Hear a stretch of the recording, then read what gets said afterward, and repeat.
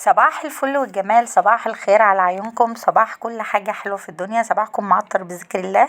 اللهم صل وسلم وبارك على سيدنا محمد وعلى آل سيدنا محمد. انزلي دلوقتي وحطي لي اللايك الجميل بتاعك، ارفعي لي الفيديو، لان الفيديو طبعا ده انا الحاجات اللي بعملها ده فيه ده كان لبنت صاحبتي دي، ربنا يعني متوفية، وبنتها دي قد بنتي اللي هي التانية. فطبعا عيد ميلادها عندها تمت 13 سنة.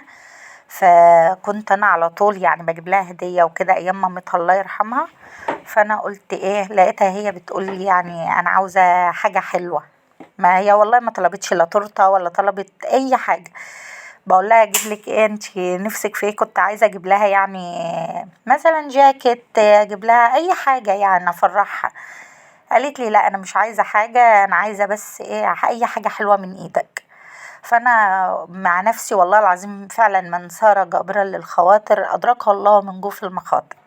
فانا طبعا والله العظيم الكلمه ضربت في دماغي، بقيت قاعده عايزه اعمل لها، قلت لا انا هعمل لها تورتايه وهعمل لها كام حاجه كده معاها والله العظيم. وقرفتها كانت سهله وفعلا إيه اللي هو بيقول لك واما اليتيمه فلا تقهر واما السائله فلا تنهار.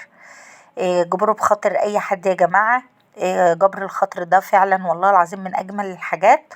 فانا عايزاكم اكتبوا لها بقى في الكومنتات، هي ما تعرفش اساسا ان انا عندي قناه حتى. يعني انا يعني هي انا كنت اودي لها الحاجه، قالت لي لا انا هاجي معاكم يعني.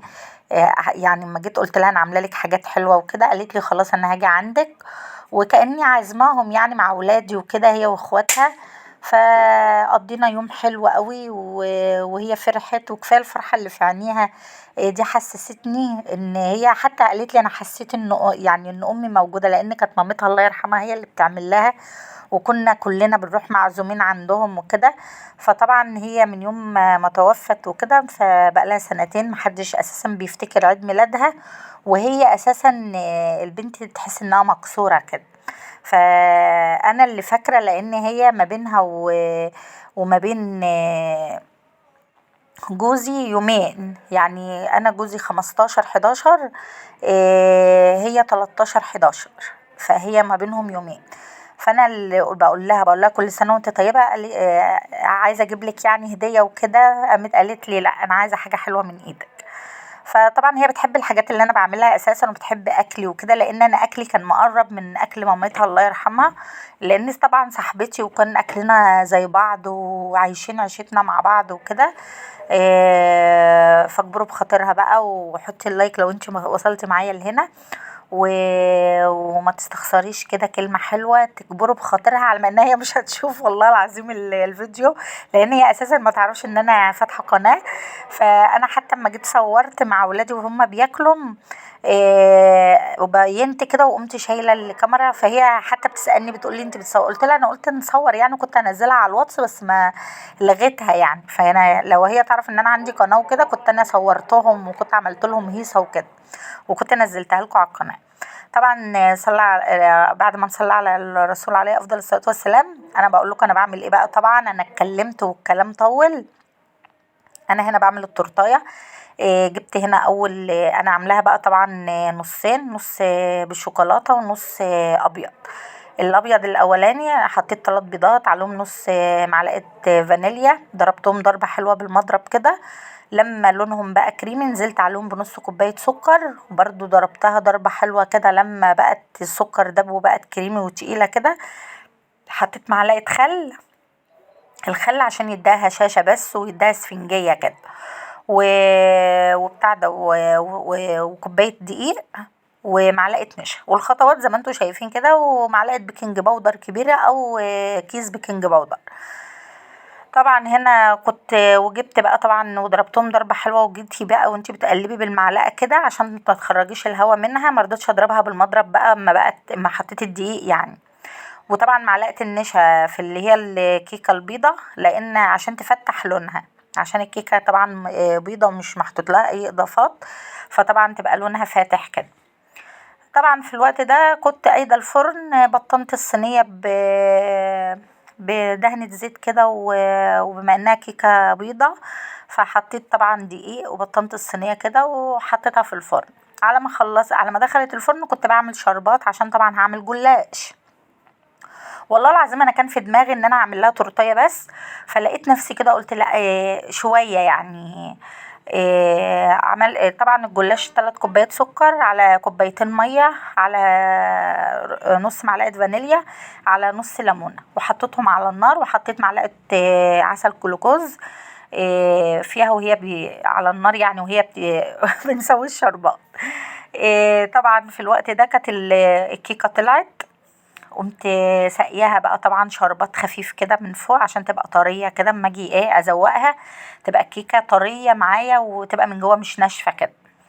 طبعا كنت في الوقت ده حطيت برضو الكيكه التانية في نفس الصينيه، عشان طبعا ما كانش عندي مقاس، انا عايزاهم الاتنين يبقوا قد بعض، ودخلتها الفرن. فانا قلت على ما تطلع من الفرن اكون عملت كريم شانتيه. جبت هنا 3 كوبايات كريم شانتيه، حطيت عليهم كوبايه ونص ميه متلجه، او حطي لبن بقى، وحطيت معلقه لبن بودر، وحطيت هنا معلقتين سكر، وبدات اضرب بقى هنا بالمضرب.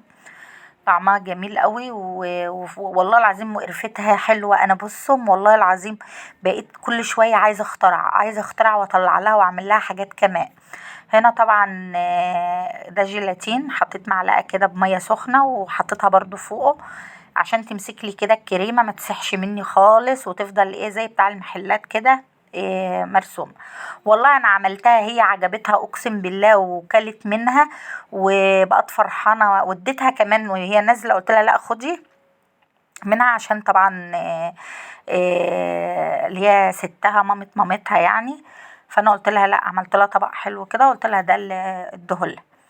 وقضت مع ولادي يوم حلو وكانوا فرحانين، وكانت فرحانه بيهم لان هي اساسا عايشين في طنطا، يعني هي عايشين في بلد يعني غير بلدي اللي انا قاعده فيه، فهم جايين اجازه عند ستهم مامتهم. فطبعا كان التقابل بقى وكده، هي لها ظروفها طبعا، يعني هي لها نصيب ان انا اتقابل معاها، وانها الحاجه ديت لا على البال ولا على الخاطر اقسم بالله. طبعا كانت اللي هي البني طلعت وبردت خالص، شايفينها كنت وانا بتنيها كده اسفنجية خالص وجميلة. حطيت طبعا طبقة الكريم شانتيه، حطيت عليها معلقة كاكاو عشان تديني اللون ده، وبدأت هنا ألزق الاتنين فوق بعض، واحط برضو، وكنت برضو اللي هي البني دي لما طلعت الشوكولاتة دي سقيتها برضو شربات وكده عشان تبقى طرية. فانا مش هقعد اقول الوصفات، يعني انتوا شايفين المنظر. فانا طبعا والله العظيم انا فرحانه ان انا فرحتها، وفرحانه ان انا عملت حاجه زي دي، والفرحه اللي كانت في عينيها والله كانت مفرحاني. وكلامها حتى ليا، يعني انا كنت بتمنى انها لو تعرف ان انا عندي قناه كانت تسمع كلامي عليها، ان انا يعني كفايه ان هي بتقول لي انت امي التانية. وانا فعلا امها التانية، دي بنتي التالتة مع ولادي.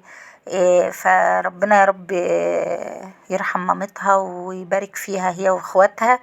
وانا بقول لها لو هي شافتني في يوم من الايام او عرفت ان انا عندي قناة، كل سنة وانت طيبة، وربنا يا رب اشوفك كده عروسة قد الدنيا.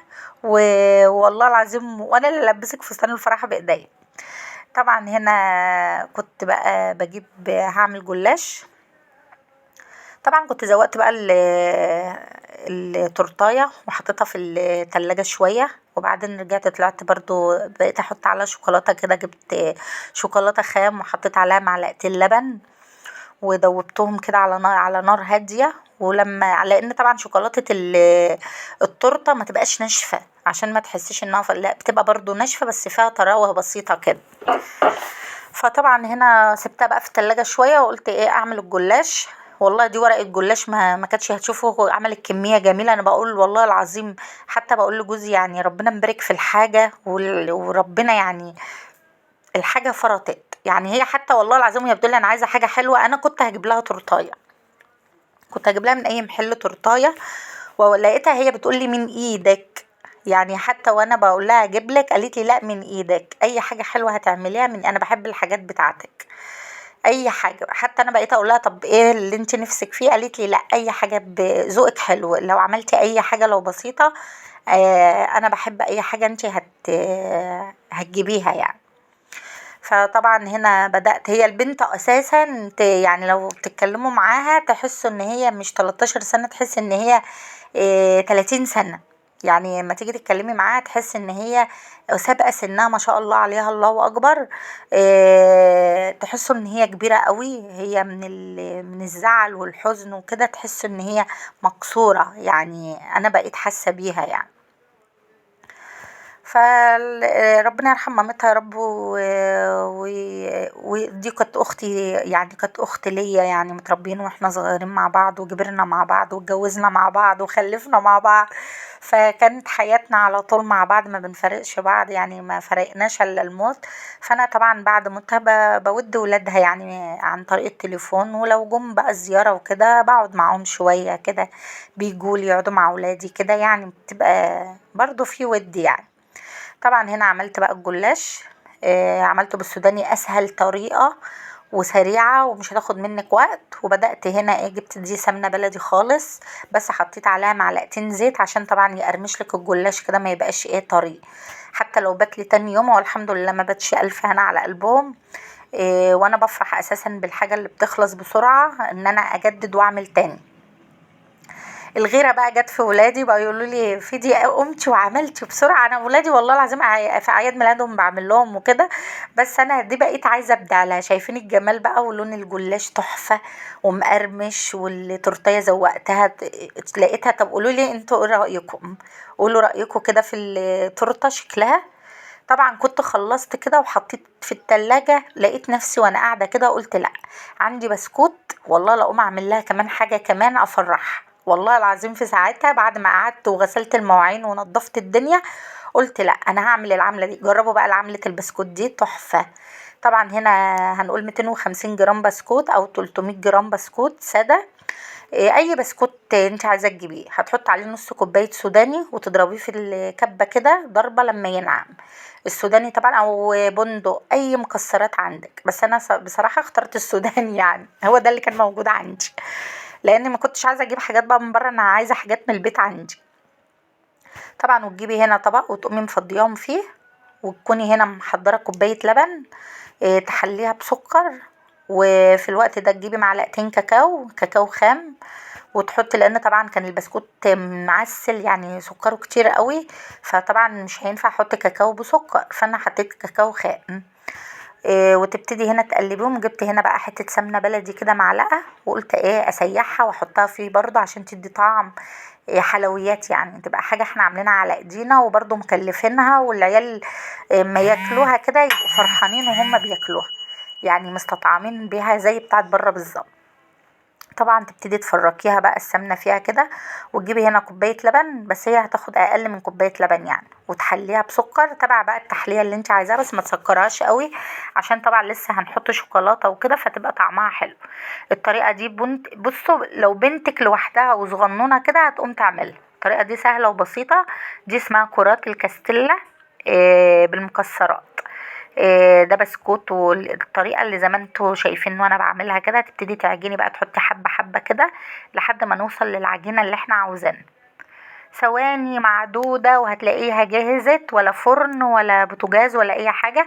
بس انا حبيت اضيف بس على الفيديو، يعني بقول على الفيديو على عيد الميلاد، ان انا يعني اعمل لها حاجه برضو جديده وسريعه يعني تبقى فرحانه، يعني ان انا مش عملت حاجه واحده. طبعا وكان عندي بقى فاكهه وكده بس انا مرضتش، يعني انا عايزاها حلويات يعني. الحاجات التانية دي حطيناها بقى بعد التورته وكده. حتى هي والله العظيم ما جيت قلت لها احط لك شمع وكده، هي مرضتش، قالت لي لا. البنت تحس انها مكسوره كده وزعلانه. فجيت انا كنت هجيب يعني عندي شمع وكده، وبنتي كانت جايبه شمعه انها تفرحها، قالت لي لا، قالت لي انا عايزاها كده وهناكلها كده يعني. بس هي اكتر من سقفنا وغنينا لها شويه وخلاص، وشغلت لها كده مزيكا وكده وموسيقى بس طبعا هنا كنت كورتها بقى وسبتها في التلاجة بعد التكوير ده 10 دقايق. تجيبي بقى شوكولاتة هنا خام وتحط عليها كام معلقة لبن كده، معلقتين كبار، وتسيحها على النار. وتقومي جايه، لان احنا عايزين الشوكولاته تبقى ناشفه، مش ناشفه قوي يعني، تبقى برضو طريه شويه كده. وطبعا بشوكة بقى تشيلي وبشوكة تانية تنزليها كده وتحطها على ورق زبدة وتسيبها لما تنشف خالص. انا ما كانش عندي بقى، يعني انا بقول لكم الحاجه دي كانت يعني قامت في دماغي كده قمت عملتها. طبعا دي شوكولاته مبشوره وكان عندي جوز هند بس. فانا طبعا قلت خلاص ما كانش عندي بقى حاجه احط فيها الشوكولاته دي اللي هي الورق بتاع الكب كيك اللي هو الصغنن بتاع الشوكولاتات ده، ما كانش موجود عندي. فانا بقى اتصرفت جبت الورق الفويل قلت طبعا عشان ما ياخدوا وياكلوا منها، يعني ما تعملوا ممكن تغطسيها بعد الشوكولاته دي في جوز هند كله ناعم هيبقى شكلها حلو. يعني اي حاجه الفي كده. انا اخترعت والله بس هي عجبتها والله العظيم وعجبت ولادي. وبصهم انا ولادي وانا بسجل وهم نار الغيره واكلهم بصراحه والله العظيم مش بحوش عنهم حاجه. بس انا حبيت يعني يا هم فرحوا معاها يعني معاها يعني. فانتوا بقى اكتبوا لها في الكومنتات كل سنه وانت طيبه يا لولي. هي اسمها ليلى يعني. فانتوا قولوا لي بقى احنا بندلعها لولي. فانتوا قولوا لي ايه رأيكم. وما تكسروش بخاطر حد والله العظيم ربنا بيعوضكم في ولادكم وفي صحتكم. شوف بقى كانت نشفت وهنا كنت حطيتها على الترابيزه شو بتتكسر بقى وطريه وجميله تحفة تحفة. والشوكولاتة وطعمها جميل يا بصراحة عجبتهم هنا. وكنت حطيت لهم الحاجة بقى وكنا لسه هنعمل عيد الميلاد هي مرضتش بقى لا شمع ولا بتاع. قلت لها خلاص تمام بس كفاية والله العظيم ان انا فرحتها. انا نفسي فرحانة انا نفسي فرحانة والله. والتورتة جميلة شايفين اسفنجية بتغطس كده تحس انها وطعمها جميل. طبعا هنا ولادي نازلين ياخدوا بقى شمال ويمين كانت خلص هنا كنا خلصنا. وطبعا مسكت بقى المكنسة هنا وقلت ايه اظبط الدنيا لان الولاد بقى طبعا هيصهم كده. فكان بقى خلاص كانت نزلت هي واختها. فانا طبعا قلت خلاص بقى اقوم اظبط الدنيا واظبط المطبخ عشان اقفل الدنيا وانام وشقتي تبقى زي الفل. لان انا من الناس اللي بحب برضو تاني يوم بعمل وبنضف بس بحب انام وشقتي تبقى عسل كده وفل. طبعا هنا كنت كنست بقى وكده وخلصت. قلت بقى ايه اخد اللي كنت نقع الكوبايات والحاجات اللي احنا كنا فيها وحاجة التورته وكله. على ما خلصت الشقة من بره ورتبتها ونضفت وكله كل حاجة بقت زي الفل بره. قمت داخلة بقى على المطبخ ما عادش الا الحوض بس اللي هغسل الحاجات اللي فيه دي. وده كان يوم النهارده. بشكركم قوي قوي قوي. وما تنسوش لو انتوا وصلتوا معايا لهنا ان اللايك ده اكبر دعم منكم. انا ده اللي بيرفع لي الفيديو وده اللي يخلي اكبر عدد من الناس يشوفوه. وما اشوفوا وشها عليا بقى يعني انا عملت حاجة جبر خاطر. عايزاكم بقى تجبروا بخاطري وتحطوا لايك جميل كده ويرفع من معنوياتي يعني. واكتبوا لي ايه رأيكم في الحاجة اللي انا عملتها. والله انا عاملاها بحب وحاسة ان هي يعني وصلت بحب لهم. بس انا كان نفسي اعمل حاجات اكتر بس هي بما ان هي قايله لي قبلها بيوم فانا طبعا ده اللي قدرت اعمله تاني يوم. لان طبعا مع اكل البيت والولاد ومشاغل اليوم وكده فطبعا كل ده بياخد وقت. فالحمد لله يعني لو كنت يعني قبلها بكام يوم كده كنت ابدعت لها بصراحة في حاجات اكتر من كده. لكن هي طبعا ايه قبلها بيوم فده اللي انا ايه عملته. ويا رب يكون عجبكم وتكوني وصلتي معايا لهنا. اي حد يعني انا نفسي حد يوصل معايا لهنا ويكتب في كومنتات اخر كلمة انا بقولها. طبعا هنا بقى بدأت اغسل الحوض برضو والكوبايات. وهنا كانت بتاعة المعالق بقى مش عاجباني قلت بالمرة اما اخدها. يعني الحاجة اللي تبقى مش عاجباكي كده اول باول في ثواني كده نضفيها هتلاقيها بقت زي الفل. وهنضف المطبخ وكله خلاص وكان ده هيبقى يومي. فرحتهم وانا فرحت معاهم يعني مش فرحتهم وانا سكت وقعدت كده. ودي بتبقى اللي يعني والله العظيم اجبروا بخاطر اي حد. هتبص تلاقي اللي يجي ويجبر بخاطرك وبخاطر ولادك. مش هتخسري يعني. اللي هو بيقول لك ما نقص مال من صدقة. ما فيش مال بينقص لا ده ربنا بيزود ان شاء الله. و ورب يديمكم نعمة في حياتي وانا مش عارفة والله العظيم يعني اقول ايه بقى. يعني انا اتكلمت كتير فانا كان خلاص بقى وهطفي بقى وخلاص واخش انام، فبرضه مش عارفه الكرسي ده لقيته مش عاجبني ظبطته.